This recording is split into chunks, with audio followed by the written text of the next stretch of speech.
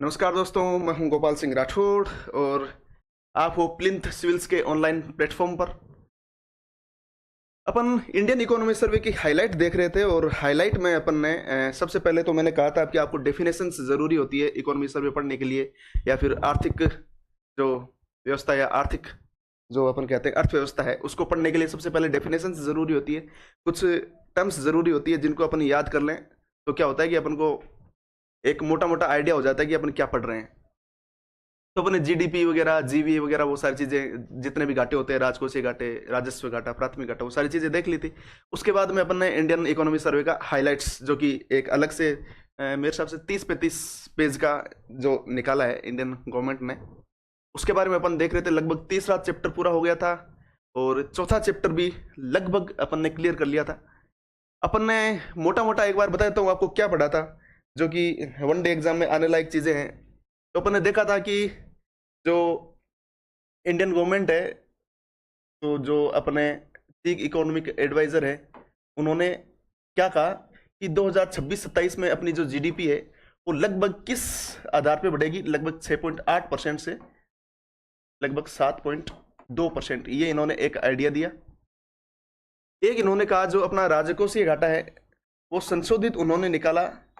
जो राजकोषीय घाटा है, इन्होंने संशोधित जो राजकोषीय घाटे का जो आइडिया निकाला वो इन्होंने बताया 4.4% ऑफ जीडीपी।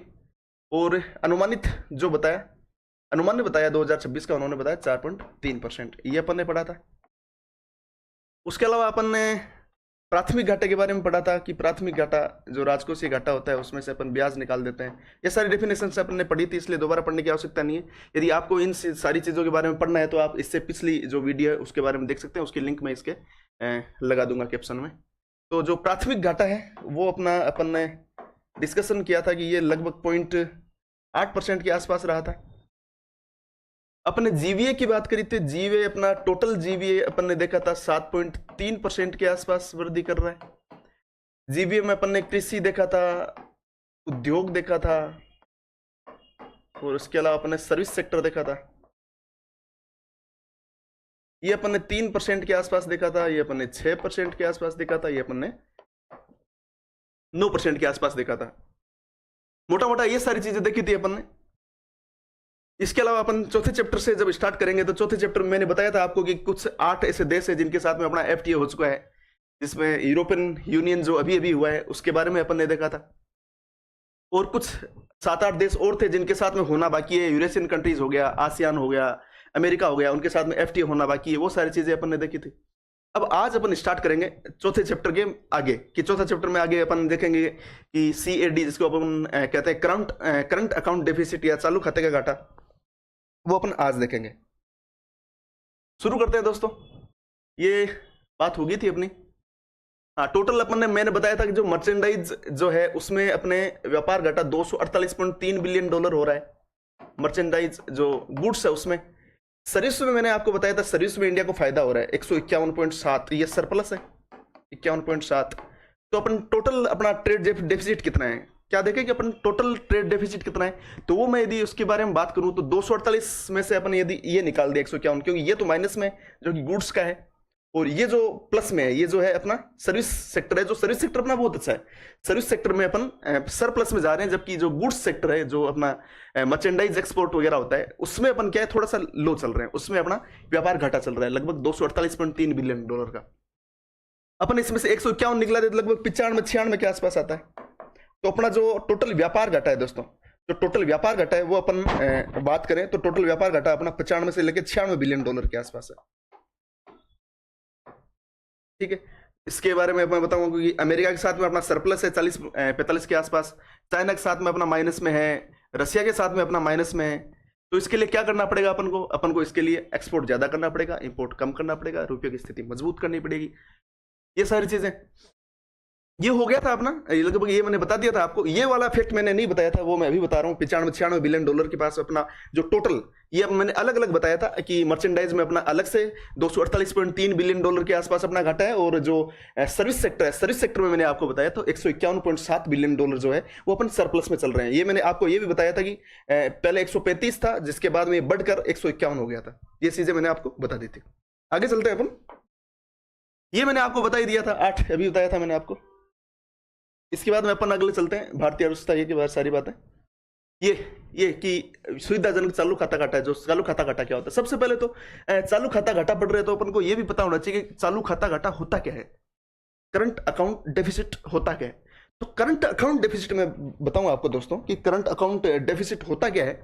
तो current account deficit, current account deficit क्या होता है कि जो अपन जितना एक्सपोर्ट कर रहे हैं, क्या कर रहे हैं, एक्सपोर्ट कर रहे हैं, और जितना इंपोर्ट कर रहे हैं। तो इंपोर्ट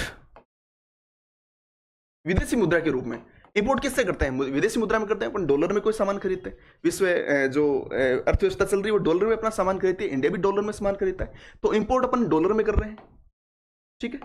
एक्सपोर्ट कर रहे हैं तो अपन चाहते हैं कि एक्सपोर्ट भी अपन डॉलर में ले। तो जो एक्सपोर्ट कर रहे हैं, क्या कर रहे हैं, एक्सपोर्ट कर रहे हैं, वो भी अपन डॉलर में कर रहे हैं, ठीक है।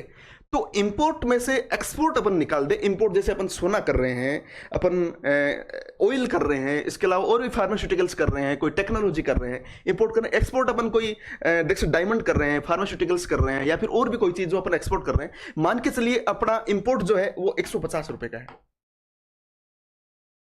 ठीक है। इंपोर्ट अपना 150 रुपए का है, और बाद में बात आती है एक्सपोर्ट की। तो एक्सपोर्ट अपन मान के चलिए अपना एक्सपोर्ट 120 रुपए का है, ठीक है। एक्सपोर्ट अपना कितना, 120 रुपए का है। तो यहां से अपन को जो 30 रुपए निकल के आता है, ये अपना है व्यापार घाटा। क्यों कि ये जो आपको डॉलर दिखाई दे रहा है या रुपया दिखा रहा है 30 रुपया, ये आपको घाटा लगा है, क्योंकि जितनी चीजें आपने खरीदी है वो ज्यादा पैसे में आ रही है, और जितनी चीजें आपने बेची है वो कम पैसे में, जो कम पैसा का है। तो जो ये निकल के आया, क्या चीज निकलेगी, जो पैसा निकल के आया, जो ये 30 रुपए निकल के आया, ये आपको करंट अकाउंट डेफिसिट हो गया। इसका घाटा क्या होता है, इसका ये होता है, एक तो आपके मूल्य की जो रुपया है उसकी स्थिति डाउन हो जाती है, रुपया कमजोर हो जाता है, ठीक है। एक आपकी अर्थव्यवस्था डाउन हो जाती है, आपके पास डॉलर नहीं बचता है, और डॉलर नहीं बचता है तो आपका विदेशी मुद्रा जो भंडार है, क्या है, विदेशी मुद्रा भंडार। इसके बारे में बात करूंगा अभी।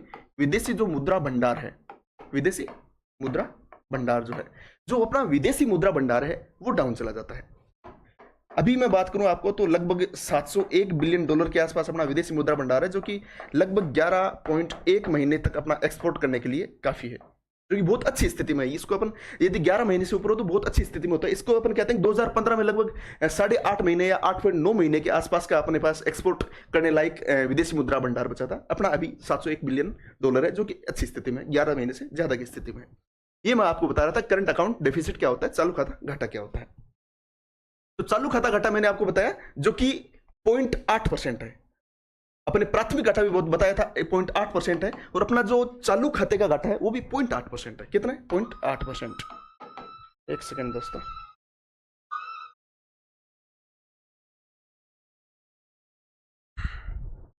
ठीक है। अपना जो CAD करंट अकाउंट डेफिसिट है वो भी अपना 0.8% है, जो कि कितना हुआ करता था, जो कि पहली तिमाही में वर्ष 25 में 1.3% हुआ करता था। इससे अपनों क्या समझ में आता है, इसको अपना में समझ में ये आता है कि अपना रुपये की मूल्य जो रुपये का जो वैल्यू है वो बढ़ता दिखाई दे रहा है, बढ़ता जा रहा है। उसके अलावा जो अपना व्यापार घाटा है वो कम हो रहा है, जिससे क्या हो रहा है कि जो प्राथमिक घाटा है, जो अपन देख रहे हैं प्राथमिक घाटा, और उसके बाद अपन देख रहे हैं चालू खाते का घाटा, चालू खाते का घाटा कम होता जा रहा है, 0.8% हो गया। तो इससे अपनी अर्थव्यवस्था मजबूत होती हुई दिखाई दे रही है दोस्तों। इसके आगे चलते हैं अपन, ये अपनी बात हो गई। एक हरित क्षेत्र और एक डिजिटल निवेश। एक तो हरित क्षेत्र की बात करूं तो ग्रीन एनर्जी,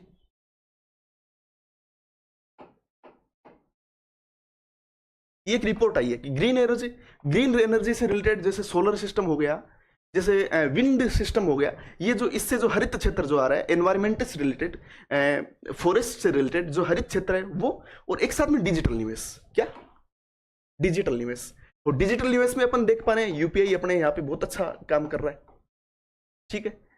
अपना जो बैंकिंग सिस्टम है वो बहुत अच्छा काम कर रहा है, ठीक। ये जो सारी चीजें डिजिटल क्षेत्र की सारी चीजें जो भी इसमें आ सकता है, वो क्या हो रहा है, इसमें जो निवेश किया जा रहा है, उसमें जो निवेश आ रहा है, जो इसमें जो निवेश किया जा रहा है वो विश्व में सबसे ज्यादा भारत के द्वारा 114 बिलियन डॉलर के आसपास, इसमें भारत प्रथम आता दिखाई दे रहा है। Brazil, China, Mexico, Vietnam, Singapore, Indonesia, Malaysia, India, और इंडिया विश्व स्तर पर 1 नंबर इसमें आ रहा है। इंडिया विश्व स्तर पर 1 नंबर पे। हर क्षेत्र निवेश में अपन को सीधा सीधा फैक्ट याद रखना है, 2020 से लेके 2024 तक 114 बिलियन जो अमेरिकी डॉलर है वो निवेश आकर्षित किया। किसने? इंडिया ने आकर्षित किया, जो कि वर्ल्ड में 1 नंबर पे है। इसके बारे में अपन ने बात की। आगे चलते हैं अपन। एफडीआई का रुख बदलता जा रहा है। दुनिया में जो बड़े बड़े निवेशक हैं, जो अच्छे निवेशक है, अमेरिका के निवेशक है या फिर यूरोपियन कंट्रीज के निवेशक बोलूं, तो उनका रुझान लगभग चाइना की तरफ रहता है। मैं ये मान के चलता हूं और बताऊं कि चाइना की तरफ चलता है, लेकिन धीरे धीरे लोग क्या कर रहे हैं, चाइना से दूर हट रहे हैं। चाइना के रेगुलेशंस मान के चले या फिर चाइना का जो एक दुनिया पर प्रभुत्व जमता दिखाई दे रहा है। अमेरिका को वो जैसे सरप्लस करने की कोशिश कर रहा है, अमेरिका को बाईपास करने की कोशिश कर रहा है, अमेरिका से भी आगे जाने की कोशिश कर रहा है चाइना। तो विश्व की जितनी भी बड़ी बड़ी कंपनियां हैं वो चाहती है कि इसके अलावा भी अपने पास एक मार्केट हो। क्या हो? चाइना के अलावा भी अपने पास मार्केट हो। तो दुनिया का जो एफडीआई आ रहा है, जो फॉरेन इन्वेस्टमेंट आ रहा है, क्या आ रहा है? जो फॉरेन से इन्वेस्टमेंट आ रहा है वो भारत की तरफ आता दिखाई दे रहा है। इससे क्या हुआ है, ग्लोबल क्या हो रहा है, रिकोरिएंटेशन हो रहा है, रुख बदलता जा रहा है। जैसे भू राजनीति हो गई, टेरिफ हो गया, औद्योगिक नीति हो गई, इन सभी से बदलाव से क्या हो रहा है कि ये जो मूल्य श्रृंखला है, आपूर्ति श्रृंखला ये पुनर्गठित हो रही है। और वो चाइना से, जैसे चाइना आती थी उससे हटकर अब इंडिया आना स्टार्ट हो गई है। और क्यों आ रही है इंडिया में? और क्यों आ रही है? सेमीकंडक्टर, डेटा सेंटर के बारे में अभी जैसे बात की गई है बजट में कि डेटा सेंटर के लिए यहाँ पे अलग से यहाँ पे डेटा सेंटर बनाए जाएंगे। मैंने आपको बताया था कि दुनिया के 20% के आसपास जो डेटा है, जो 20% के आसपास डेटा है वो इंडिया में उत्पादित होता है। दुनिया का 20% डेटा इंडिया में उत्पादित होता है, लेकिन उसका मात्र 3% के आसपास, मात्र 3% के आसपास जो डेटा है वो यहाँ पे स्टोर हो पाता है। और इंडिया का 90 to 95% डेटा अमेरिका में जाके या फिर जो अपना इंडिया देश उससे बाहर जाके वहां पे क्या हो रहा है, स्टोर हो रहा है। तो इंडिया ने पॉलिसी निकाली है, digital policy, data storage policy निकाली है, जिसमें क्या कहा गया है, उसमें यह कहा गया है कि जो अपनी डेटा पॉलिसी है, उस डेटा पॉलिसी में कहा गया है, पहली बात तो इंडिया का डेटा इंडिया में रहेगा, इंडिया का जो डेटा है वो इंडिया में ही रहेगा। दूसरी बात, डेटा सेंटर बनाए जाएंगे, डेटा सेंटर बनाए जाएंगे और इनको टैक्स फ्री कर दिया है दोस्तों, इनको एक बार के लिए टैक्स फ्री, जिससे यहाँ का डेटा यहीं पे उपलब्ध हो। इसमें बहुत ज्यादा बिजली की आवश्यकता होती है, शुद्ध बिजली की आवश्यकता होती है, वो सारी चीजें गवर्नमेंट प्रोवाइड करवाएगी। तो इंडिया का डेटा इंडिया में रहे। दूसरा, जो डेटा सेंटर वो बनाए जा रहे हैं और इनको टैक्स फ्री किया जा रहा है। ये चीजें सब सारी चीजें हो रही है। तो जो दुनिया के जितने भी स्ट्रेटेजिक पॉइंट है, जितने भी बड़ी बड़ी कंपनियां हैं, वो चाह रही है कि ये जो सारे रूल्स और रेगुलेशंस अच्छे हो जाएंगे और यहाँ पे निवेश करने की वो कोशिश कर रही है। तो जो दुनिया का जो निवेश है वो भारत की तरफ, इस एक कारण ये भी है कि इसकी तरफ आ रहा है। एक तीसरा, यहाँ पे मजबूत विकास हो रहा है, इंडिया में बड़ा बाजार है, अपन देख सकते हैं डेमोग्राफिक डिविडेंड है, उसका फायदा मिल रहा है। यहाँ पे श्रम बल सस्ता है, डिजिटल और विनिर्माण में अच्छे से गति कर रहा है, और उसके अलावा जो दीर्घकालिक पूंजी है उसको आकर्षित कर रहा है। ये सारी चीजें, ये तीनों चीजें मिलकर global FDI, reorientation, strategic sector momentum और इंडिया स्ट्रक्चरल स्ट्रेंथ, ये तीनों चीजें मिलकर दुनिया का जो डेटा प्रोसेस हो रहा है, जो दुनिया के पास दुनिया की कंपनियां हैं, वो दुनिया की कंपनियां सारी की सारी चाइना जैसे एक बड़े मार्केट को छोड़कर मानूं या फिर थोड़ा सा इससे हटकर एक दूसरा मार्केट खोज रही है, और वो दूसरा मार्केट अपने भारत की तरफ आता हुआ, रुक करता हुआ दिखाई दे रहा है। ये सारी चीजें इस एक जो अब मैं लिख के लाया उसमें लिखा हुआ है सर दोस्तों। ये मैंने आपको बताया था कि अपना जो क्या है, अपना विदेशी मुद्रा भंडार है 701.4 बिलियन डॉलर का है, और लगभग 11.1 महीने तक अपन एक्सपोर्ट कर सकते हैं, आयात कर सकते हैं। ठीक है, पहले ये मैंने आपको बताया था कि वर्ष 15 में ये लगभग 8.9 महीने तक का ही था। चालू खाता घाटा मैंने आपको बताया था 0.8%, और जो अपना बाह्य ऋण है वो जीडीपी का 19.2% रह गया, जो कि 2015 के जो फाइनेंशियल ईयर था उसमें 23.8% था, जो कि घटकर 19.2% हो गया। ये भी एक मजबूत स्थिति दिखाई दे रही है। आगे चलते हैं अपन मुद्रास्फीति के बारे में।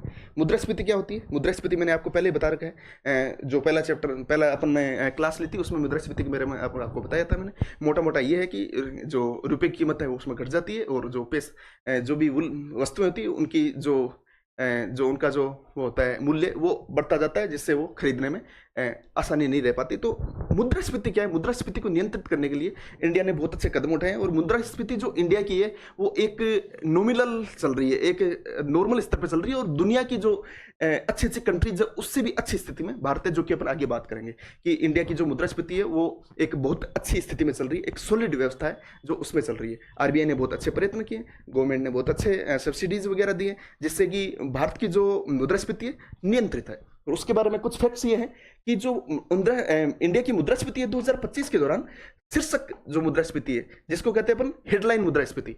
हेडलाइन मुद्रास्फीति क्या होती है? जिसमें हेडलाइन मुद्रास्फीति, ये मैंने आपको बताया था। वैसे हेडलाइन मुद्रास्फीति में खाद्य मुद्रास्फीति भी जोड़ दी जाती है, और जो पेट्रोल है, डीजल है, ये जो तेल की कीमत है, ये भी सारी जोड़ दी जाती है, और अच्छी अच्छी वस्तुएं भी जोड़ दी जाती है। ठीक है, तो ये 1.7% रही है। कितनी रही है? 1.7%। और आपको मैं बताऊं, जो खाद्य मुद्रास्फीति है, खाद्य मुद्रास्फीति भारत की माइनस में रही है। यहाँ पे कितनी रही है? खाद्य मुद्रास्फीति माइनस में 2.71% रही है। इसका क्या कारण है? अभी बात आ जाती है कि इसका क्या कारण है। इसका कारण यह है कि जो भारत की मुद्रास्फीति, जो खाद्य मुद्रास्फीति कम होने का कारण है, पहला कि दाल की कीमतों में बहुत बड़ी गिरावट आई है। इसकी दाल की कीमतों में बहुत अच्छी गिरावट आई है, और दूसरी सब्जियों की कीमतों में गिरावट आई है। किसकी? सब्जियों की कीमतों में गिरावट आई है। ये दो बड़े कारण है कि जो इंडिया की मुद्रास्फीति में जो खाद्य मुद्रास्फीति का रोल है वो माइनस में जा रहा है, और वो इसका कारण, सबसे बड़ा कारण है कि दाल की कीमतें कम होती जा रही है, और सब्जियों की कीमतें ज्यादा जो होती थी, वो प्राय ज्यादा होती थी, वो कम हुई है। वो इसलिए कि दाल अपने अच्छी मात्रा में उत्पादित हो रही है, और दाल के अलावा अपने जो सब्जियां हैं वो भी अच्छी मात्रा में उत्पादित हो रही है। उसके अलावा मैंने आपको बताया शीर्षक मुद्रास्फीति 1.7% रही, जो कि 2025 में 1.3, कोर मुद्रास्फीति में 4.62% है। कोर क्या है? कोर में क्या होती है? कोर मुद्रास्फीति में अपन ये खाद्य मुद्रास्फीति और जो ये ऑयल वाला जो मुद्रास्फीति है, जो कोर उसमें खाद्य और ये जो ऑयल है ये नहीं आता है। इसके बारे में अपनी बात हो गई। चलते हैं आगे। एक 2025 में प्रमुख अर्थव्यवस्थाओं के बीच में भारत की जो शीर्षक मुद्रास्फीति है वो सबसे अधिक 2% अंक की गिरावट दर्ज की गई है। दुनिया की जितनी भी बड़ी बड़ी अर्थव्यवस्थाएं हैं उसमें मान के चलते ब्राजील हो गया, जापान हो गया, यूनाइटेड किंगडम हो गया, China, United state, Malaysia, Germany, Indonesia, ये साउथ अफ्रीका, इसके अलावा फिलीपींस, इसमें सबसे ज्यादा जो रोल है वो इंडिया। कितना? 2%। इंडिया की जो मुद्रास्फीति है वो आप देख के चलिए 2% अंक की गिरावट आई है 2025 के बाद में। और 2025 के बाद में जो सबसे ज्यादा गिरावट आई है उसमें क्या है? भारत है, जो कि अपनों क्या दिखा रहा है? भारत की मौद्रिक नीति और आपूर्ति प्रबंधन की प्रभावशीलता को दर्शा रहा है कि भारत की मौद्रिक नीति इतनी अच्छी बनी हुई है, भारत की मुद्रास्फीति इतनी सॉलिड अवस्था में इसलिए है कि यहाँ के जो रूल्स हैं, यहाँ के जो इंडियन गवर्नमेंट ने जो पॉलिसीज निकाली है, यहाँ पे जो भी यहाँ के लोगों को सहूलियत दी है, जो भी यहाँ का अपन मान के चल सकते कि जो भी अपना यहाँ पे व्यापार किया जा रहा है, इतना जहाँ पे भी जितना भी यहाँ पे अपन मान के चल सकते कि जो वस्तुएं उत्पादित हो रही है उनकी जो प्राइस है वो लगातार कम रह रही है। और कम रहने का कारण ये है कि मुद्रास्फीति जो है वो लगातार नीचे गिर रही है, और दुनिया के जितने भी अच्छे अच्छे देश है उनसे अच्छी स्थिति में है दोस्तों। ये मैंने बताया था आपको खाद्य मुद्रास्फीति में गिरावट का कारण क्या है। तो एक तो दाल हो गई, और एक अपन देख सकते हैं सब्जियां, इनकी कीमतों में लगातार कमी होती जा रही है। दाल की कीमतों में, सब्जियों की कीमतों में 18.5% और दाल की कीमतों में 15.1% ये कमी होती जा रही है। ये देखो दाल की कीमतों में और उसकी कीमतों में। ठीक है, एक बेस इफेक्ट। तो सबसे पहले कि बेस इफेक्ट होता क्या है? बेस इफेक्ट क्या भूमिका निभा रहा है कि जुलाई 2025 में आधार प्रभाव सबसे अधिक नकारात्मक -1.5% रहा, जिसने मुद्रास्फीति को नियंत्रित करने में मदद की। तो बेस इफेक्ट होता क्या है? बेस इफेक्ट, आधार प्रभाव, शायद मैंने आपको पिछली क्लास में बताया था आधार प्रभाव, एक बार फिर भी बता देता हूं कि आधार प्रभाव क्या होता है। क्या? आधार प्रभाव, या फिर इसको कहते हैं अपन बेस इफेक्ट। तो बेस इफेक्ट क्या होता है? बेस इफेक्ट इसमें ऐसा होता है कि जैसे पिछले साल आपकी मुद्रास्फीति, मान के चलिए आपकी पिछली बार जो मुद्रा थी वो आपने पिछली बार व्यापार किया 100 रुपए का। ठीक है, पिछली बार आपने व्यापार किया 100 रुपए का, और अब की बार वो 100 रुपए वाली जो चीज है, या फिर पिछली बार कोई चीज थी 100 रुपए की, ठीक है, अब की बार होगी वो 110 रुपए की। ठीक है, तो अपन देख के चल सकते हैं कि ये जो 100 से 110 हुई है तो उसमें 10% का ग्रोथ हुआ है। क्या हुआ है? 10% का ग्रोथ हुआ है। तो बेस इफेक्ट अपना जो है वो मजबूत बना हुआ है, मतलब इसमें ज्यादा चेंज नहीं आया है इस 100 में। और यहाँ पे अपन मान जैसे वो 1.5% माइनस में बताया, मतलब यहाँ पे 98.5 वही वस्तु है, वो 98.5 रुपए की मिल रही है। तो आधार प्रभाव मजबूत बना हुआ है। आधार प्रभाव मजबूत बनने का अर्थ होता है कि यहाँ पे 100 रुपए वाली चीज यहाँ पे भी लगभग 100 रुपए या फिर 1-2 रुपए कम या फिर 1-2 रुपए ज्यादा इस स्थिति में बनी रहे, तो होता है बेस इफेक्ट मजबूत होना। यदि 90 हो जाता तो -10% हो जाता, और यहाँ पे 110 जैसे मैंने बताया 110 होता प्लस 10% हो जाता, और भी कोई वैल्यू होती तो और बेस हो जाता। लेकिन जो मजबूत स्थिति होती है वो होती है जो पिछले साल जो वैल्यू थी उसी के इर्द गिर्द वैल्यू, उसी के इर्द गिर्द वैल्यू। तो जैसे मैंने बताया -1.5%, तो वो उसके इर्द गिर्द वैल्यू है वो बनी रही। तो बेस इफेक्ट क्या कर रहा है? मुद्रास्फीति को मजबूत बनाने में योगदान दे रहा है, मुद्रास्फीति को नियंत्रित करने में योगदान दे रहा है। ये हो गया बेस इफेक्ट।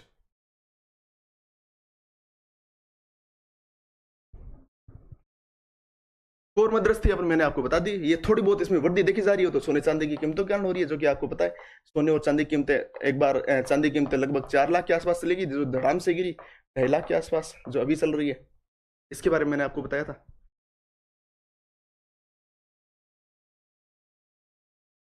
विनिर्माण क्षेत्र में क्या हो रहा है? विनिर्माण क्षेत्र के बारे में क्या बताते हैं अपन? आपको ऐसा लग रहा होगा कि यार इतनी सारी चीजें आ रही है, कैसे करें कैसे नहीं करें, इतनी ज्यादा चीजें अपने पढ़ रहे हैं, वो सब पढ़ रहे हैं, ये पढ़ रहे हैं, वो पढ़ रहे हैं। तो इसके बारे में एक मिर्जा गालिब साहब का शेर है कि हजारों ख्वाहिशें ऐसी कि हर ख्वाहिश पर दम निकले। हजारों ख्वाहिशें ऐसी कि हर ख्वाहिश पे दम निकले, बहुत निकले मेरे अरमा, बहुत निकले मेरे अरमा, लेकिन फिर भी कम निकले।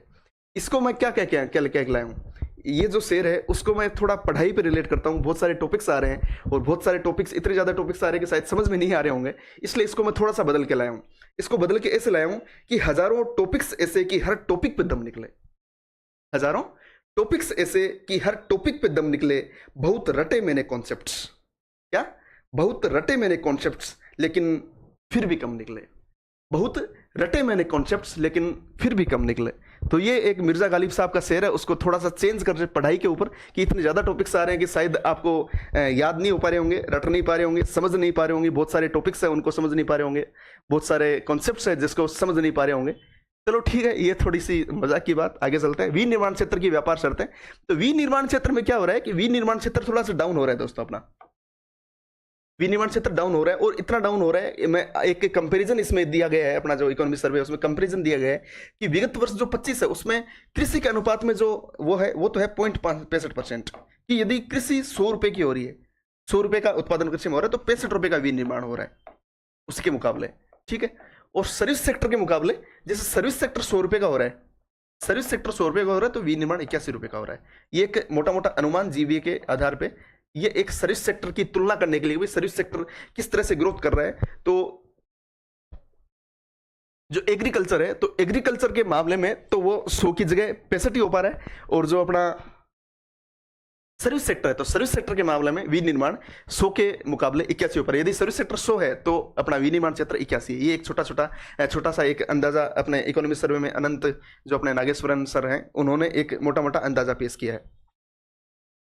एक मुद्रास्फीति को सीमित बनाए रखने के लिए, मुद्रास्फीति अपनी सीमित क्यों बनाई हुई है, मुद्रास्फीति अपनी नियंत्रण क्यों है, तो उसके मामले में 3-4 चीजें कारक ज्यादा इंपॉर्टेंट हो जाते हैं। एक तो अपनी धातुओं की वैश्विक मूल्य, वो मध्यम स्तर की मुद्रास्फीति बनाने में योगदान दे रहे हैं। एक अपना अनुकूल मौसम परिस्थितियां जिससे कि अच्छा उत्पादन हो रहा है। एक खाद्यान्न भंडारण, क्योंकि अनुकूल मौसम परिस्थिति है तो खाद्यान्न भंडारण वो अच्छा हो रहा है, और इंडिया के पास खाद्यान्न भंडारण इतना है कि लगभग 1 साल तक जो भारत है वो पूरी अपनी जो जनसंख्या है उसको कवर कर सकता है और सबको फीड कर सकता है। और उसके बाद में जीएसटी दरों का युक्तिकरण।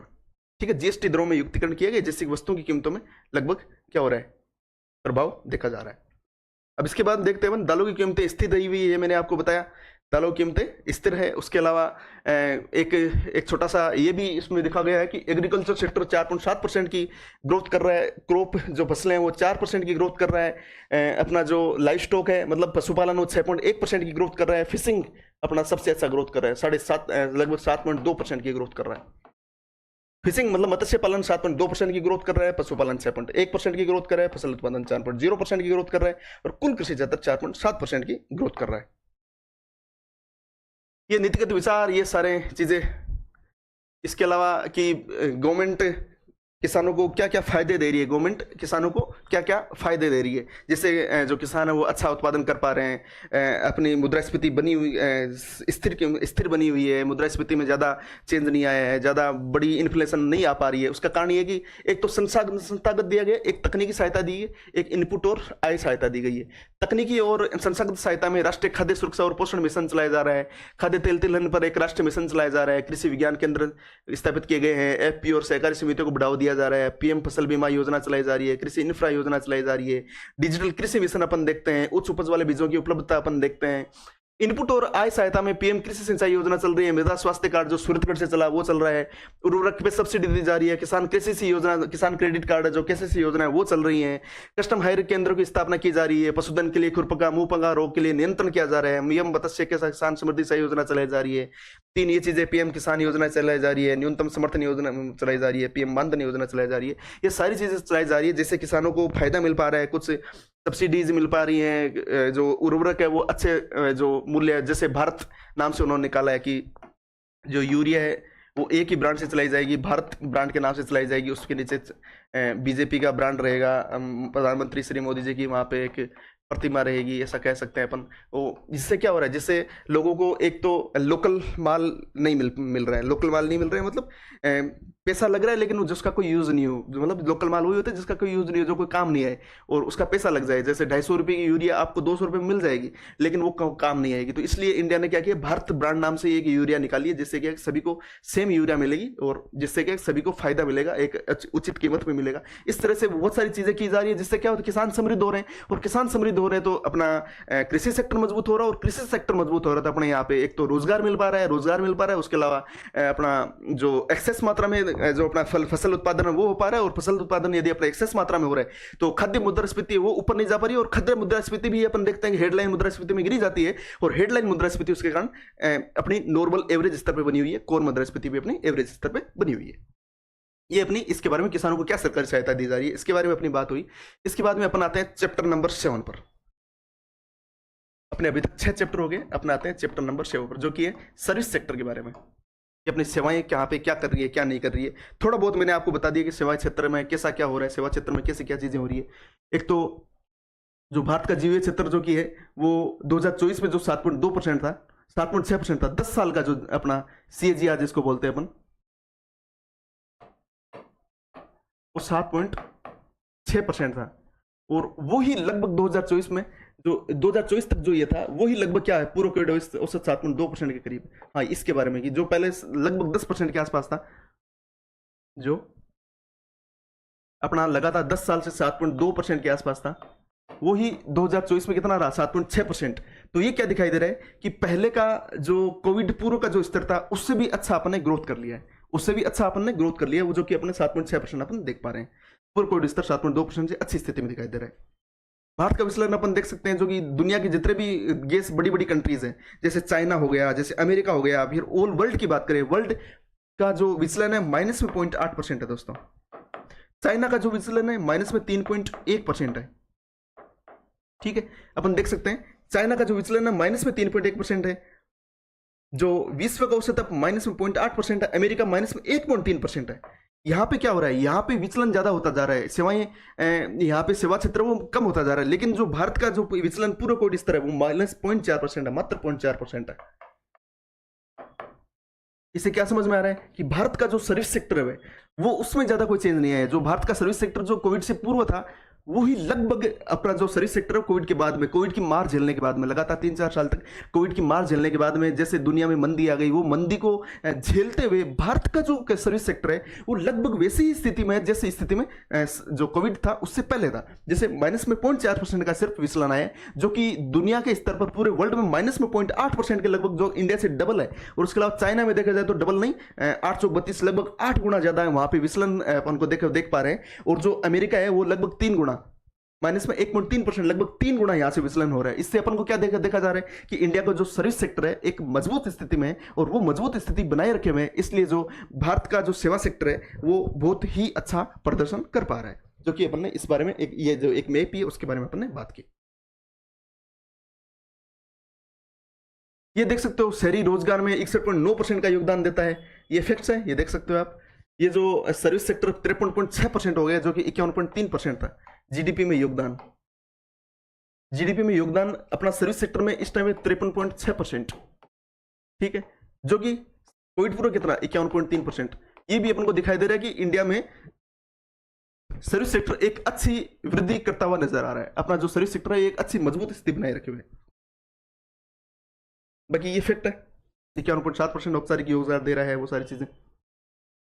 एक सेवा क्षेत्र के बारे में कुछ फैक्ट्स है जो कि इकोनॉमी सर्वे में बताए हैं कि अपना सॉफ्टवेयर और परामर्श सेवाएं जो है, तो सॉफ्टवेयर सेवाएं 13.5% के हिसाब से बढ़ रही है, और जो प्रोफेशनल परामर्श 25.9% की तरफ से बढ़ रही है।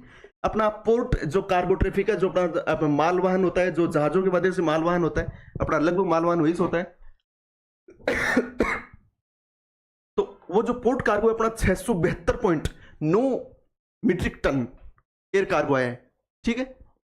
अपना जो एयर कार्गो है ये 672.9 metric ton, air cargo traffic अपना 2.6 मीट्रिक टन पैसेंजर आए अपने 2.6, ठीक है। एयर पैसेंजर हैंडल कितने 275.5, और रेलवे फ्रेट अपना 1070.8 मीट्रिक टन।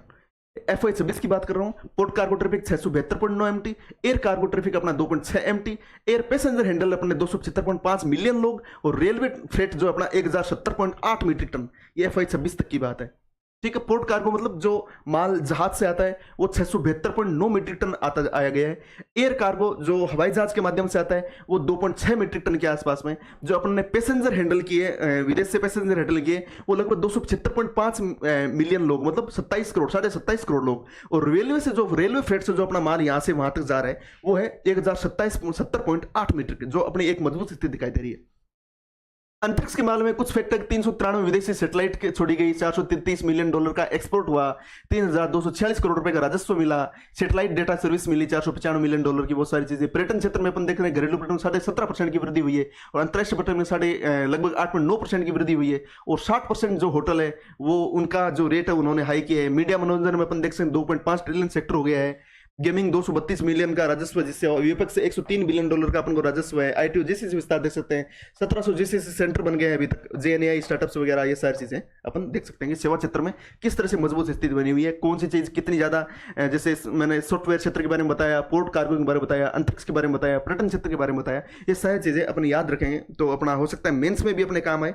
जहां पे यदि अपने सर्विस सेक्टर के बारे में कोई क्वेश्चन आ जाए, एग्रीकल्चर के बारे में कोई क्वेश्चन आ जाए, तो ये चीजें अपनी वहां पे फिक्स डालेंगे, ये सारी चीजें अपनी वहां पे चिपका देंगे। तो इससे क्या होगा, अपना जो आंसर है वो एक अनरिच होगा, आंसर जो अनरिच है उससे हो सकता है अपन को एक एवरेज आंसर से आधा नंबर, पौन नंबर या 1 नंबर की अपन को बढ़ोतरी मिल जाए, जिससे कि अपन को थोड़ा सा फायदा हो जाएगा। और 1-2 नंबर से अपन देखते हैं कट ऑफ आगे पीछे होती है।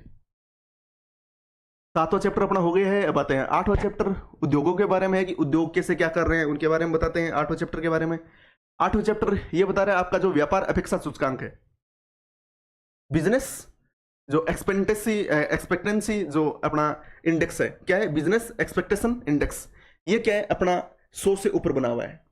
एक तो 100 से ऊपर होता है तो उसको बोलते हैं आशावाद, ठीक है। 100 से नीचे होता है उसको बोलते हैं निराशावाद। अब ये आशावाद निराशावाद क्या होता है, ये क्या किया जाता है, ये व्यापारियों से एक मोटा मोटा अंदाजा लिया जाता है कि आप व्यापार करने में सुलभ हो पा रहे हो कि नहीं आप कर पा रहे, आप एक्सपोर्ट कर पाने में कितने सुलभ हो, आप इंपोर्ट करने में कितने सुलभ हो, आपका जो माल है वो कितने आसानी तरीके से बेचा जा रहा है, वो क्या है, बिजनेस एक्सपेक्टेशन इंडेक्स होता है, ठीक है। तो बिजनेस एक्सपेक्टेशन इंडेक्स में एक 100 का एक बीच में मान होता है। 100 से ऊपर होता है मतलब आशावाद, मतलब बिजनेस आपका अच्छे से हो पा रहा है और आप भविष्य में अच्छे ग्रोथ करोगे। और एक 100 से नीचे होता है मतलब निराशावाद, मतलब उनके मन में निराशा होती है, उनका माल बेच नहीं पा रहे हैं, एक्सपोर्ट वो अच्छे से नहीं कर पा रहे हैं, इंपोर्ट वो अच्छे से नहीं कर पा रहे हैं, वो आता है 100 से नीचे। तो भारत का जो बना हुआ है वो 110 के आसपास ही बना हुआ है, लगातार 110 के आसपास बना हुआ है। इसका मतलब क्या है कि भारत को जो व्यापारी है, भारत में जो व्यापार कर रहे हैं लोग, उनमें क्या है, आशावाद का भाव है, वो भविष्य में अच्छा प्रदर्शन करने की ओर जा रहे हैं और भविष्य में अच्छा प्रदर्शन करेंगे और उनको सहायताएं उपलब्ध हो रही है और वो एक अच्छा व्यापार करने में समृद्ध हो पा रहे हैं। वो सारी चीजें मैंने इसके बारे में आपको बताई। बाकी ये देख सकते हो आप, प्रौद्योगिकी गतिविधियों में वृद्धि हो रही है। लगभग जो अपना कुल विनिर्माण है उसमें 46.3% जो है विनिर्माण जो क्षेत्र है वो मध्यम और उच्च प्रौद्योगिकी गतिविधियों का योगदान दे रहा है। अपने कुल विनिर्माण में 46.3% का योगदान दे रहे हैं मध्यम और उच्च प्रौद्योगिकी गतिविधियां। ये सारी चीजें अपन देख सकते हैं। $9.5 बिलियन पहले था, 15.5 बिलियन तक पहुंच गए। वो सारी चीजें जो कि एक फैक्ट बेसिस पे है, ये अपन पढ़ेंगे जब 8वां चैप्टर बहुत अच्छे से तरीके से पढ़ेंगे तब उसकी बात करेंगे अपन। इसमें सारी बातें दी गई है कि सीमेंट और इस्पात उद्योग में प्रगति हो रही है। सीमेंट उद्योग बहुत अच्छे तरीके से काम कर रहा है। तैयार इस्पात अपना बहुत अच्छे तरीके से काम कर रहा है। सीमेंट उद्योग के बारे में यह है कि लगभग 400 जो था वो लगभग 680 मिलियन टन हो गया है। क्या हो गया? स्थापित क्षमता। किसमें? सीमेंट उद्योग में स्थापित क्षमता अपनी कितनी थी? FY15 में, फाइनेंशियल 15 में जो लगभग कितनी थी अपनी? 400 मिलियन जो थी वो लगभग 600 मिलियन टन, 680 मिलियन टन के आसपास हो गई है। जो अपन देख रहे हैं लगभग 70% के आसपास वृद्धि हो गई है।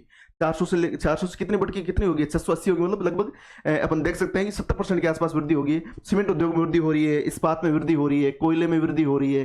फार्मास्यूटिकल्स अपन देख सकते हैं कि दुनिया का जेनरिक जो दवाई है वो लगभग दुनिया की दवाइयों में 20% का योगदान जो फार्मास्यूटिकल्स का योगदान है वो अपन इंडिया ही दे रहा है। अपन ये भी देखें, बायोफार्मा नीति भी आई है अभी, गवर्नमेंट ने बायोफार्मा नीति भी जारी की है। किसमें? अपन बजट पढ़ रहे थे तब मैंने आपको बताया था बायोफार्मा नीति, जिसमें 10,000 करोड़ रुपए का एक फंड भी बनाया है, जिसमें बायोसिमिलर्स पे ज्यादा ध्यान दिया जाएगा और जेनरिक दवाइयों पे ध्यान दिया जाएगा। इसकी मैंने बात की थी आपको। जो फार्मास्यूटिकल से बहुत अच्छे तरीके से ग्रोथ कर रहा है। अपना जो फाइनेंशियल ईयर 15 में जो अपना योगदान था वो $15 बिलियन का था। वो FY25 मतलब फाइनेंशियल ईयर 25 में कितना हो गया? लगभग $29 बिलियन, मतलब दोगुनी वृद्धि कर रहा है। ये सारी चीजें अपनी फार्मास्यूटिकल्स में हो गई।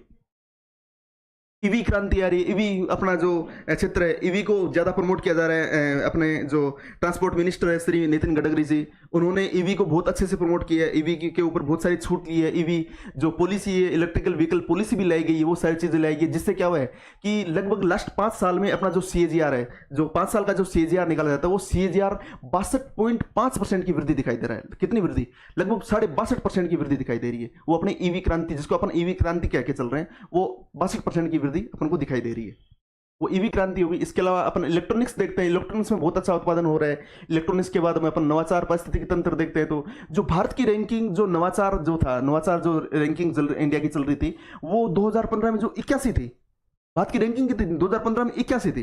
वो की धीरे धीरे बढ़ के 81 से 48 हुई, 48 से 46 हुई, 40 हुई, 40 के बाद में 39 हुई, और अब 2025 की जो लेटेस्ट रैंकिंग है उसमें भारत का जो नवाचार सूचकांक है उसमें भारत का स्थान 38वां आ गया दोस्तों। कितना आ गया? 38वां। जिससे क्या पता लग रहा है कि भारत है वो जो नए नए जो स्टार्टअप्स हो सकते हैं या नए नए जो चीजें कर रहा है उसमें भारत अपने यहाँ पे एक अच्छा इकोसिस्टम विकसित कर रहा है। और अच्छा इकोसिस्टम विकसित करने के कारण यहाँ के लोग बहुत अच्छे से उस चीज को ग्रहण कर रहे हैं और भारत एक बहुत अच्छी पोजीशन में जा रहा है, जो कि कोई टाइम पर 80 से ऊपर थी वो आज 40 के नीचे आ गई है।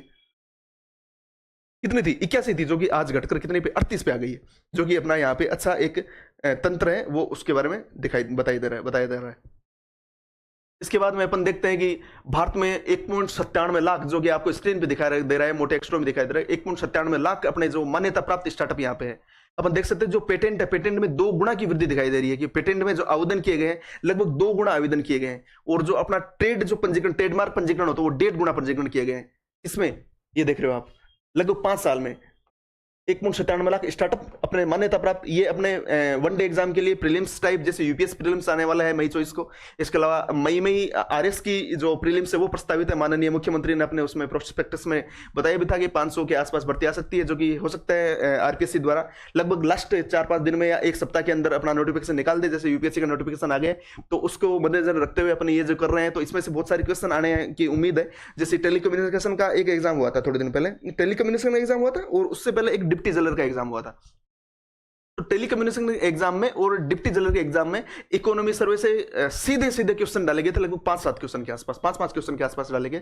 तो वहां पे ये जो सारे फैक्ट्स है वो बहुत ही ज्यादा इंपॉर्टेंट हो जाते हैं, और इसलिए इकोनॉमी सर्वे की महत्ता प्रीलिम्स के लिए इसलिए बढ़ जाती है कि जैसे अपना जीबीए हो गया, अपना जीडीपी में योगदान कितना है, अपना कृषि का योगदान कितना है, अपना राजकोषीय घाटा कितना है, अपना राजस्व घाटा कितना है, प्राथमिक घाटा कितना है, अपना CAD करंट अकाउंट डेफिसिट कितना है, वो सारी चीजें जो 1 डे एग्जाम है वो पूछने लायक है। इसके अलावा अपन जो एक्सप्लेनेशन कर रहे हैं और ये जो सारी सारी चीजें अपन मेंस में यदि डालते हैं तो वो बहुत अच्छी बात है, उसमें कोई दिक्कत ही नहीं है। लेकिन प्रीलिम्स में जैसे आजकल 5-5 क्वेश्चन आने लग गए तो उसमें ये बहुत ज्यादा इंपॉर्टेंट हो जाता है, और 5 क्वेश्चन की अहमियत इतनी ज्यादा हो जाती है कि 5 क्वेश्चन में तो जनरल की कट ऑफ पार हो जाती है। जैसे पिछली बार जनरल की कट ऑफ लगभग 70-71 नंबर के आसपास गई थी। कितने गई थी? आरएस की मैं यदि बात करूं तो आरएस की जो प्रीलिम्स की कट ऑफ है पिछली बार 70-71 नंबर के आसपास गई थी। तो मान के चलिए 200 नंबर में 70-71 नंबर का मतलब 35% के आसपास गई थी कट ऑफ। और 35% जब कट ऑफ जाती है उस आधार पर, क्योंकि ये चीजें हर कोई नहीं पढ़ता है। इकोनॉमी सर्वे, इंडियन इकोनॉमी सर्वे सबसे बड़ी बात, इकोनॉमी सर्वे कोई जल्दी से पढ़ता नहीं है। इंडियन इकोनॉमी सर्वे कोई जल्दी से नहीं पढ़ता है। तो इंडियन इकोनॉमी सर्वे यदि कोई अच्छे से पढ़ता है और उसके क्वेश्चन यदि 5 क्वेश्चन इधर से ही हो जाते हैं, तो जिसको मैथ्स नहीं आती उसके लिए एक रामबाण की तरह है। कई लोग होते हैं जिनको मैथ्स नहीं आती, मैथ्स के 10 क्वेश्चन उनके लिए हार्ड पड़ जाते हैं। 10 नंबर रीजनिंग हर कोई कर लेता है, मैथ्स के तो 10-11 क्वेश्चन आते हैं, वो थोड़े से हार्ड रहते हैं, इसलिए वो ये चीजें नहीं कर पाएंगे, वो चीजें नहीं कर पाते। उनको ये चीजें पढ़ना एक बहुत ही ज्यादा सहायता करने का एक रामबाण उपाय है। तो इसलिए मैं चाहता हूं कि जो भी मैथ्स में कमजोर है, जो भी या फिर जो चाहता है कि मेरे को यदि कहीं पे भी 1-2% मेरे को ऐसी दिक्कत आई, तो एक बार ये 2-4-10 अपनी क्लास रहेंगी, वो यदि पढ़ लेंगे तो आपके लगभग 5-6 क्वेश्चन बिल्कुल सिक्योर हो जाएंगे। और आप प्रीलिम्स में जो ऊपर नीचे 1-2% ऊपर नीचे और वो आप बहुत ही अच्छे तरीके से कॉन्फिडेंट तरीके से आप ऊपर चले जाओगे और आपकी मेंस की तैयारी उससे बहुत अच्छे से हो जाएगी। और मेंस में भी ये बहुत उपयोगी है। जैसे मैंने आपको बताया कि मेंस में यदि इकोनॉमी से रिलेटेड जो भी क्वेश्चन आए उसमें उससे रिलेटेड यदि अपन क्या करें, उससे रिलेटेड अपन यदि इकोनॉमी सर्वे की कोई 2-4 फैक्ट डाल दें तो एग्जामिनर जो अपनी कॉपी चेक करने वाला है तो उसके माइंड पे भी इफेक्ट पड़ेगा, यार इसने बहुत अच्छा किया है। और सीधा सीधा क्वेश्चन आए थे पिछली बार, तो जैसे ट्रेड्स के बारे में इकोनॉमी सर्वे में पिछली बार एक अच्छा आर्टिकल दिया गया था। उसके अलावा यदि मैं बात करूं तो बजट से 2 क्वेश्चन आए थे। एमएसएमई का पूरा बड़ा क्वेश्चन बजट से आया था, जो कि मैंने पढ़ाया अभी आपको, बजट के बारे में पढ़ाया। 10 नंबर का क्वेश्चन न्यूक्लियर, जो अभी मैं बात करूंगा इसके बारे में कि अपना परमाणु जो है उसके बारे में क्या अपना किया, न्यूक्लियर मिशन के बारे में अपने क्या किया क्या नहीं किया, 100 बिलियन का अपन वो करेंगे, सारी चीजें उसमें आया है, वो चीजें अभी पढ़ाऊंगा। तो वो सारी चीजें अपने इकोनॉमी सर्वे से हो जाएगा। और मैं मान के चलता हूं कि जो इंडियन इकोनॉमी का जितना पार्ट है उसमें से लगभग 40% या 50% के आसपास अपना इन जो सारी जो अपन क्लासेस लेंगे उसमें कवर हो जाएगा दोस्तों। ठीक है, चलते हैं अपन। मैंने आपको बताया 1.97 लाख के आसपास अपना स्टार्टअप हो गया, 2 गुना अपना पेटेंट आवेदन हो रहा है और 1.5 गुना अपना ट्रेड पंजीकरण मार्क हो रहा है। इसके अलावा बहुत सारे फैक्ट्स ये हैं कि भारत जो है वो उद्यमशीलता जो नीति है उसमें 12वें स्थान पे है, लगभग ट्रेडमार्क में 4th स्थान पे है, औद्योगिक डिजाइन में लगभग 7वें स्थान पे है। उसके अलावा जो पेटेंट है उसमें 6ठे स्थान पे, पूरे वर्ल्ड लेवल पे बात कर रहा हूं। और जो भारत प्रौद्योगिकी मामले में 2003 के आसपास, 2003 से 7 के आसपास जो इंडिया के जितनी भी देख सकते हैं प्रौद्योगिकी थी, वो केवल 4 प्रौद्योगिकी थी जो विश्व की टॉप में आती थी। इसमें टॉप 5 में शामिल होती थी। लेकिन इस टाइम पर मैं आज 2025 की बात कर रहा हूं, 2025 में लगभग 45 प्रौद्योगिकियां ऐसी हैं इंडिया की जो कि विश्व के टॉप 5 में आती है। किसमें आती है? विश्व के टॉप 5 में आती है। ये एक बड़ी उपलब्धि कही जा सकती है दोस्तों। चैप्टर 8 अपना हो गया है। उसके बाद चैप्टर 9 की बात करेंगे। चैप्टर 9 में अपने अवसंरचना के बारे में बात की गई है, अपनी कैसी क्या अवसंरचना है उसके बारे में बात की गई है, जिसमें अपन देख सकते हैं कि जो प्रभावी पूंजीगत व्यय जो अपना था, क्या था, FY 15 में जो अपना प्रभावी पूंजीगत व्यय था वो 3.27 करोड़ था, जो कि बढ़कर FY 26 में 15.48 लाख करोड़ हो गया। कितना? FY 15 में जो अपना जो प्रौद्योगिकी जो प्रभावी पूंजीगत व्यय था वो लगभग 3-3.5 लाख करोड़ के आसपास था, जो कि 2025 जो अपना फाइनेंशियल ईयर है उसमें लगभग 5 गुना बढ़कर कितना हो गया? 5 गुना बढ़कर ये 15.48 लाख करोड़ हो गया। कितना? 15.48 लाख करोड़ हो गया, जो कि एक बड़ी बढ़ोतरी दिखाई दे रही है। इंडिया का जो अवसंरचना देख सकते हैं, अवसंरचना जैसे रेलवे हो गया, जैसे पुल हो गए, जैसे जहाज निर्माण हो गया, ये सारी चीजें अवसंरचना है बहुत अच्छे तरीके से अपना प्रगति हो पा रही है। प्रभाव पूंजीगत व्यय जो अपना बहुत अच्छा हो रहा है, जो कि क्या करता है, अपने को एक लीड देता है। किस चीज की लीड देता है? अपना यहाँ पे डेवलपमेंट, जो मूल जो डेवलपमेंट जिसको कहा जाता है, जो पूंजीगत व्यय होता है वही मूल डेवलपमेंट होता है, और मूल डेवलपमेंट में एक बहुत बड़ा योगदान दिया जा रहा है दोस्तों। ये अपना प्रभावी पूंजीगत व्यय के बारे में मैंने आपको बात की। सार्वजनिक निजी भागीदारी है वो बहुत अच्छी हो रही है। ये डॉलर मैंने लिख दिया, ये गलत है, डॉलर नहीं है, ये रुपीज है। ठीक है, तो पीपी परियोजना अपन देख सकते हैं, जो FY 23 में, फाइनेंशियल ईयर 23 में जो पीपी परियोजना अपनी नॉर्मल 6 ही चलती थी। कितनी चलती थी? FY 23 में अपनी जो प्रभावी जो अपनी जो देख सकते हैं कि अपनी पीपी परियोजनाएं थी वो 6 चल रही थी, जो FY 26 में 28 हो गई है। लगभग 4.5 गुना की बढ़ोतरी इसमें भी हो गई है।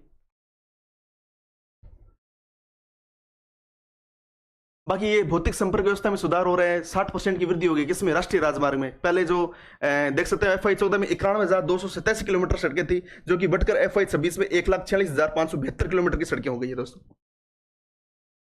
जो अपना उच्च गति कॉरिडोर है, ठीक है। वो 550 किलोमीटर के थे FY14 में, जो कि बढ़कर 5364 किलोमीटर, 10 गुना की वृद्धि हो गई है। इसका रेलवे नेटवर्क जो अपना 2004 से 14 के बीच में 1499 किलोमीटर बढ़ा था, वो बढ़कर 2014 से 24 के बीच में 3118 किलोमीटर बढ़ गया। ये अपना वृद्धि दिखाई दे रही है कि अपने किस तरह से अपन अवसंरचना में वृद्धि कर पा रहे हैं। बंदरगाह अवसंरचना मैंने आपको बताया, इसमें जो कुल माल हैंडल जो 1052 होता था, वो बढ़कर अब हो गया 1602 MMT मीट्रिक टन हो गया है। इसके अलावा अपन देख आंतरिक जलमार्ग पर जो 18 MMT होता था, वो बढ़कर 146 MMT हो गया है। उसके अलावा कंटेनर जहाज का टर्न आउट का समय था, जो टर्न अराउंड का समय था, वो एक बड़ा समय था 43 घंटे, 43.5 घंटे, 43.44 घंटे था, वो घटकर 10 साल बाद में 30 घंटे पर आ गए। जिससे क्या है कि मालवाहन आसानी से हो पा रहा है, मालवाहन जल्दी हो पा रहा है, जिससे कि अपना जो एक्सपोर्ट है वो बहुत जल्दी हो पा रहा है। और एक्सपोर्ट जल्दी होने पाने के कारण अपना जो एक्सपोर्ट की स्थिति है वो बहुत अच्छे स्थिति में काउंट हो पा रही है। दोस्तों, ऊर्जा क्षेत्र में देख सकते हो, ऊर्जा क्षेत्र में क्या क्या हो रहा है, ऊर्जा क्षेत्र की बातें यहाँ पे बताई गई है। इसके अलावा डिजिटल कनेक्टिविटी की बातें बताई गई है। इंटरनेट कनेक्शन के बारे में बताया गया है कि अपना इंटरनेट कनेक्शन लगभग 4 गुना से बढ़ गया है। 25 लाख जो 25.2 मिलियन जो सब्सक्राइबर थे, वो 101.78 मिलियन सब्सक्राइबर हो गए हैं मात्र कितने साल में, 8-10 साल में।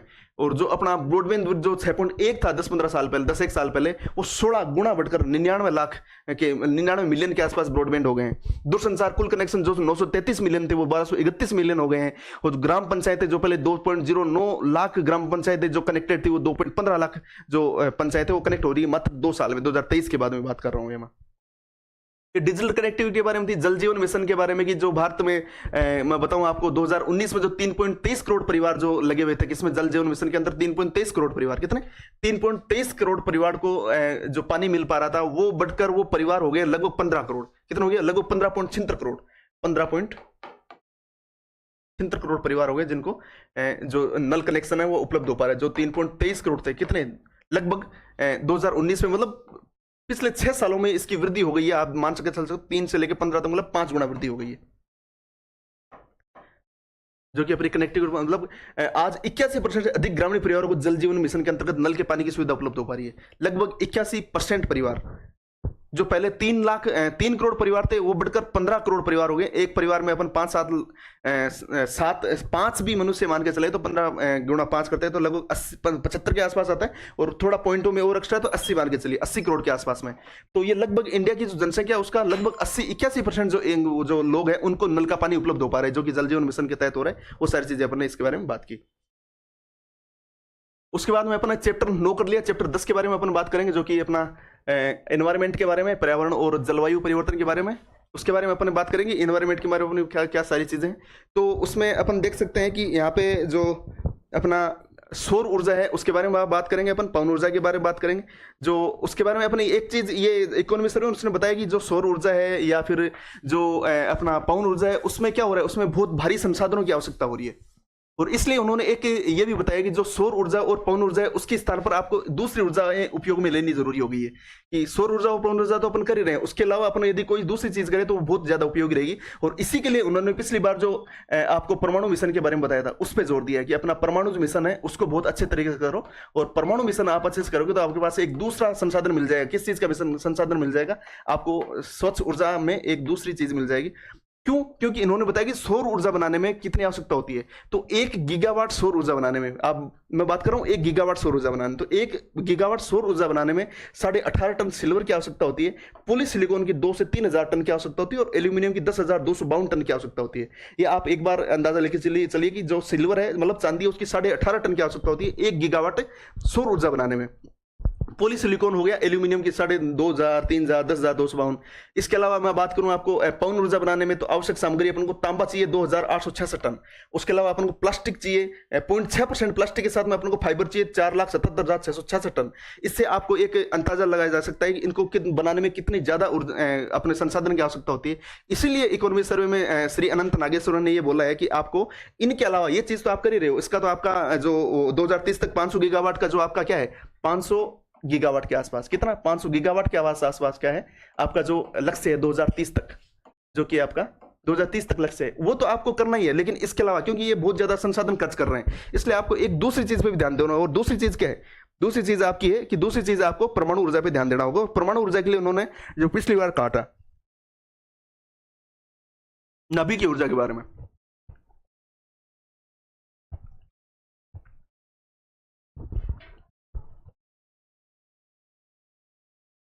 इन्होंने कहा कि नाभिक की ऊर्जा पे ध्यान दो, न्यूक्लियर एनर्जी पे ध्यान दो,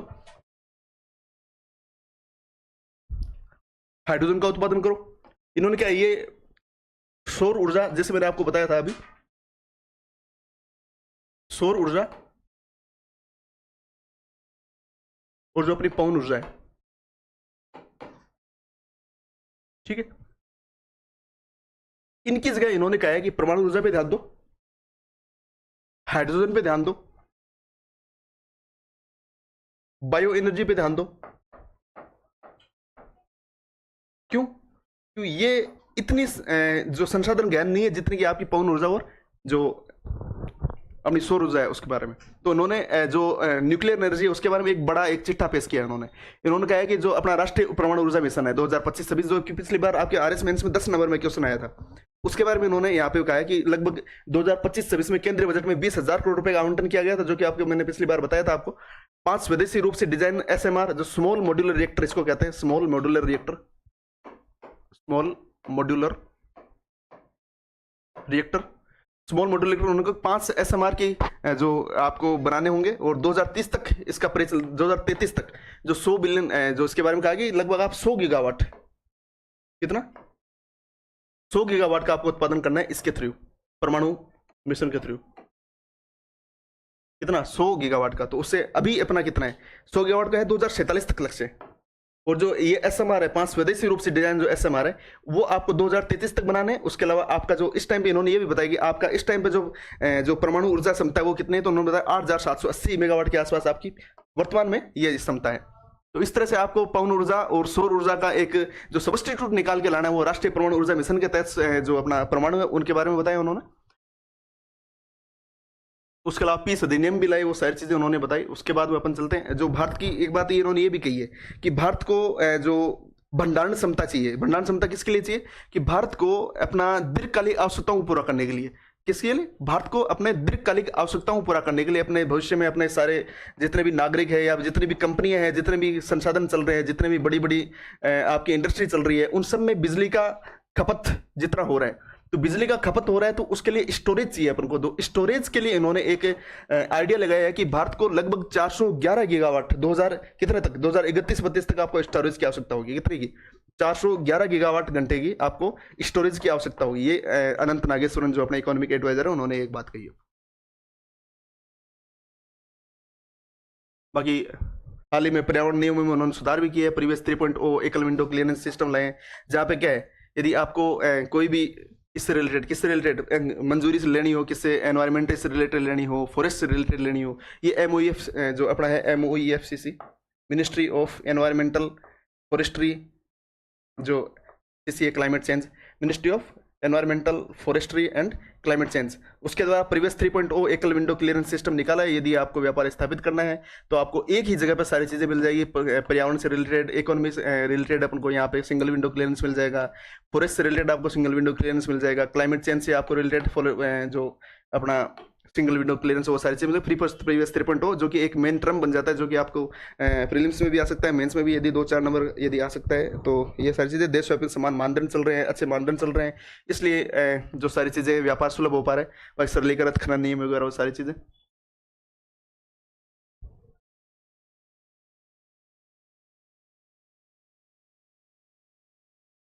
बाकी तो कुछ बचा नहीं है इसमें, तो अगले चैप्टर में चलते हैं अपन।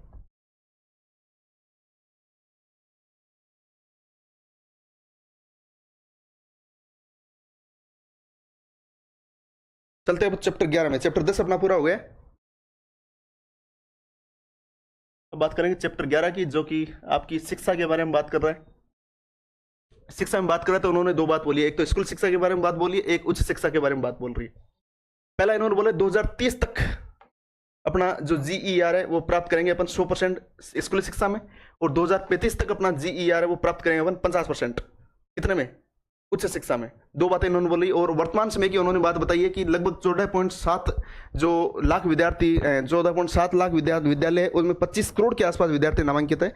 और उच्च शिक्षा में अपन देख सकते हैं लगभग 70 हजार के आसपास संस्थान है, जिनमें लगभग 4.5 करोड़ जो लोग जो बच्चे हैं वो नामांकित है। वो सारी चीजें उन्होंने बताई है।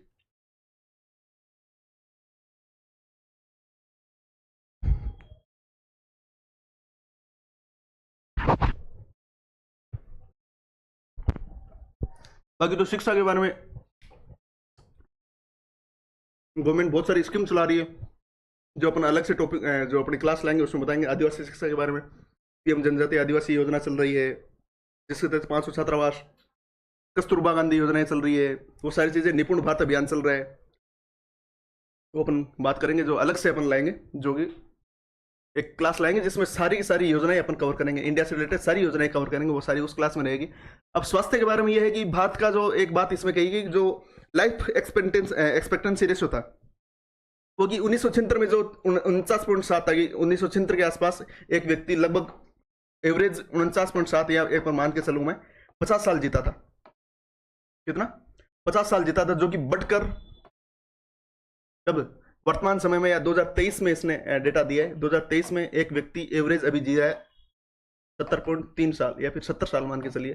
जो आदमी 50 साल जीता था वो लगभग लास्ट 1976 लेके 2023 के बीच में, मतलब 50 साल 40 साल में कितना हो गया, 50 साल के आसपास में लगभग 20 साल उसके लाइफ में वृद्धि हो गई है। वो किस लिए हुई है? अच्छे मेडिकल संसाधन हो रहे हैं, अच्छा अपना जो खान पान हो रहा है, वो सारी चीज़ें इसलिए हो रही है। और उस बारे में इन्होंने कहा है कि लाइफ एक्सपेक्टेंसी जो शिशु मृत्यु दर है उसमें भी 37% कमी आई है, जीवन प्रत्याशा दर है उसमें भी वृद्धि हुई है, वो सारी चीज़ें, पोषण में वृद्धि हुई है, वो सारी चीज़ें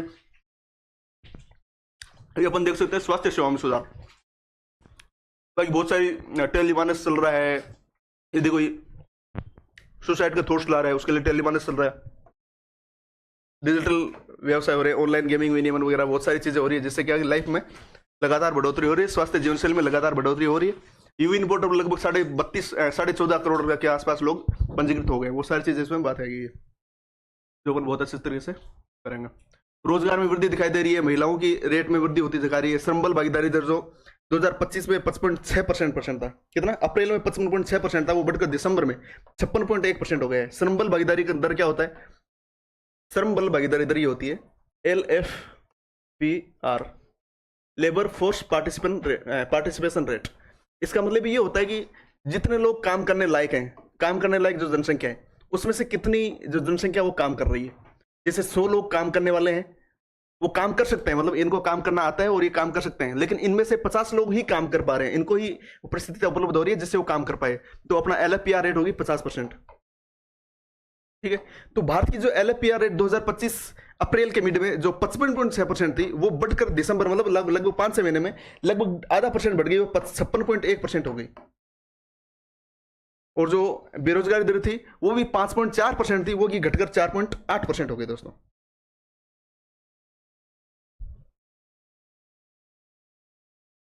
बाकी श्रम संहिताएं आई है, जिसके कारण जो श्रम के लिए वो थोड़ा सा काम सरल हो गया है। जैसे 4 श्रम संहिता, वेतन संहिता है, औद्योगिक संबंध संहिता है, सामाजिक सुरक्षा संहिता है, व्यवसायिक सुरक्षा संहिता है, वो सारी चीजें वो इस चैप्टर में बताई गई है, जो कि अपन अच्छे से करेंगे जब चैप्टर को पूरा। महिला भागीदारी के बारे में बताया गया है कि महिला भागीदारी दर जो 2017-18 में 23.3% थी, महिला भागीदारी दर जो 2017-18 में 23.3% थी, वो बढ़कर 2023-24 में कितनी होगी? लगभग 10 साल, लगभग 6-8 साल में कितनी होगी? 41.7% हो गई है। इसके अलावा जो बेरोजगारी दर महिलाओं में 5.6% थी, वो घटकर 3.2% रह गई है। लचीली कार्य संरचना, सुरक्षित आवास और क्रेज वगैरह ये सारी चीजें उपलब्ध हो रही है इस कारण। बाकी ये सारी योजनाएं हैं, ITI union, flexi, MOU, PM वो सारी पढ़ लेना आप।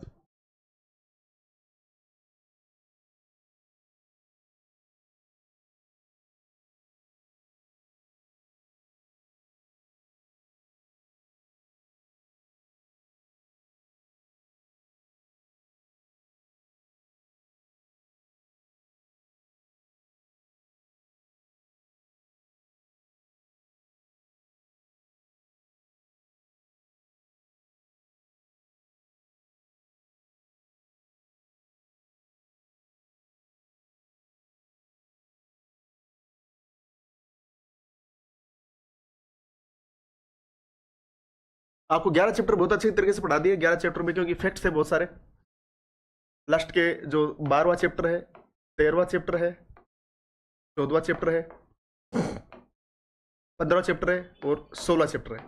ये थ्योरेटिकल चैप्टर है, इसमें बहुत ज़्यादा थ्योरी, सैद्धांतिक बातें की गई है। इसलिए अपन जब इनको एक एक चैप्टर लाएंगे, क्योंकि ये एक सिर्फ वो है, एक हाइलाइट्स है, उसमें छोटी छोटी बातें बताई गई है, इसमें सारी सैद्धांतिक बातें। इसलिए ये जो चैप्टर है वो अपन जब करेंगे बहुत अच्छे तरीके से, जब अपन एक एक चैप्टर अलग से लाएंगे, तब तक अपना ये हाइलाइट्स पूरी हो गई है। तब तक आपका शुक्रिया, धन्यवाद। प्रिलिम्स सिविल्स पे आने के लिए आपका शुक्रिया, और अपना हाइलाइट्स पूरी हो गई है। Thank you. सब्सक्राइब करो तो कर लेना, लाइक करो तो लाइक कर देना, शेयर करो तो शेयर कर देना। Thank you.